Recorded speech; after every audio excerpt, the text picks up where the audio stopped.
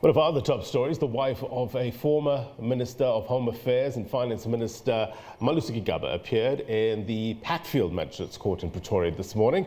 This on charges of assault and malicious damage to property. She was arrested at her home by the Hawks on Friday, then released on bail the next day. Reporter Patricia Fasaki filed this report a short while ago. Okay, you saw there the 40-year-old socialite and, of course, the wife of the former minister, the 40-year-old Norma Gigaba, briefly appearing here at the Hatfield Regional Court. So let's just speak to her attorney, Mr. Nkhwashu, who will just ventilate to us in terms of what happened briefly in court. Thank you so much, Mr. Nkhwani. Just take us shortly through what happened in court. Okay, it's Nkhwashu. I'm the attorney of Mrs. Gigaba. She appeared for the first time before a magistrate after she was granted bail of 5,000 rand over the weekend on Saturday.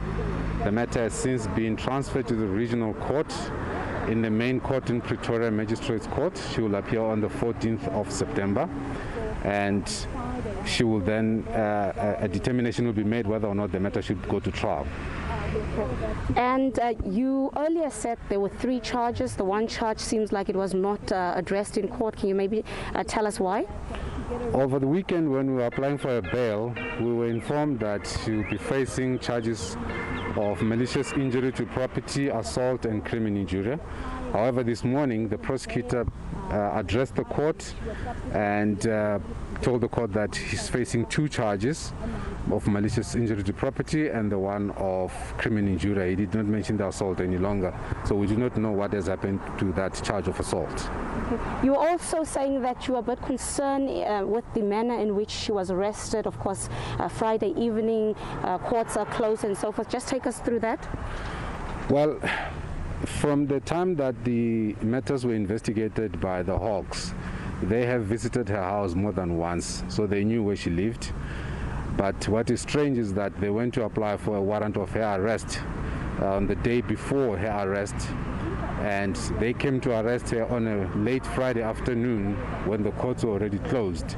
So one wonders why that was necessary, because for such kind of charges, they ought to have someone there to appear on a specified date in court without having to arrest her and for her to spend the night in custody. Do you feel that this is perhaps maybe an underhanded malicious attack on your client?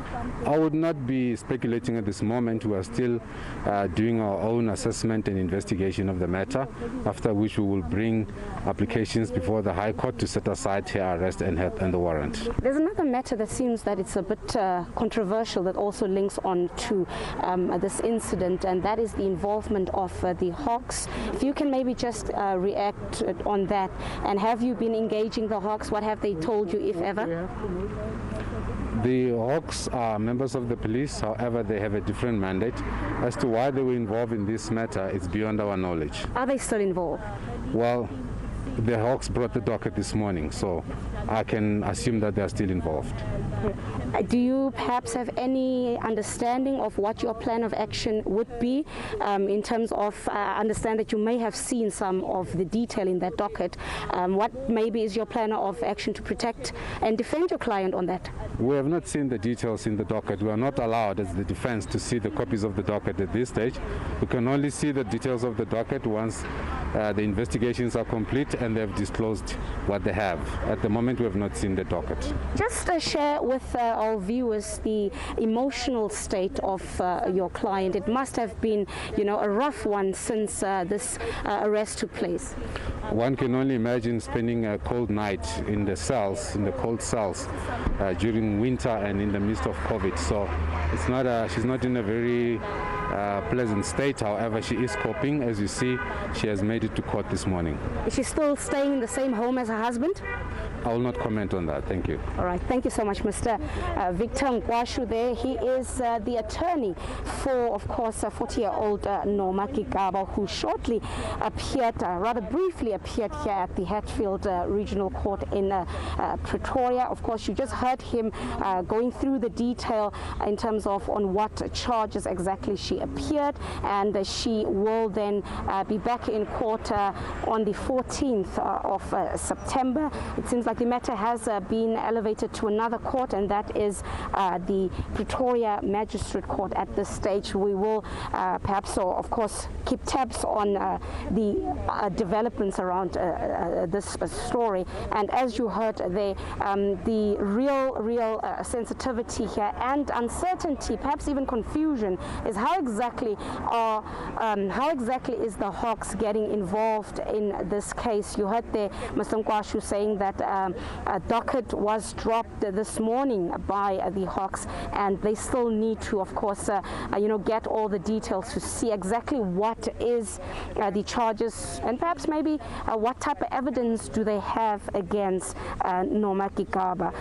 You would understand at this stage, although it is not clear, the little information we have is that it seems like that the Hawks found a tip-off that there may have been an attempt on the former minister's life. Who attempted to kill him, we're not sure. Was it his wife? But it seems like that is the tip-off that the Hawks got, that it is alleged that the accused Norma Gigaba attempted to hire a hitman to, of course, kill her husband. But that information, as I said, still unclear, but still remains very perhaps concerning as to how would such an important body be roped in such a matter. And I think that is really what many South Africans are interested in knowing, the finer details of how does a body, a priority crime directorate, get involved with a matter that seems like it is actually more a domestic related incident of maybe a woman scorned who acted out of rage after the alleged affairs of her husband. And some of it we may not even say alleged, because as I said earlier, we've seen so much of the shocking detail, the shocking drama and chaos that has spilled over into the public domain over the years. And maybe right now, Norma Gigaba is at that point where maybe the drama in her relationship really just got so much, and she acted out of rage.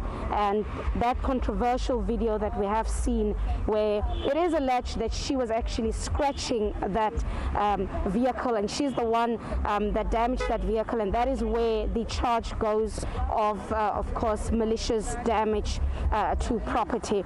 So we'll have to develop the story a little bit more, get all the details, and just unpack to you what is really happening and how does the Hawks get involved in this. For now, let's toss it back to the studio.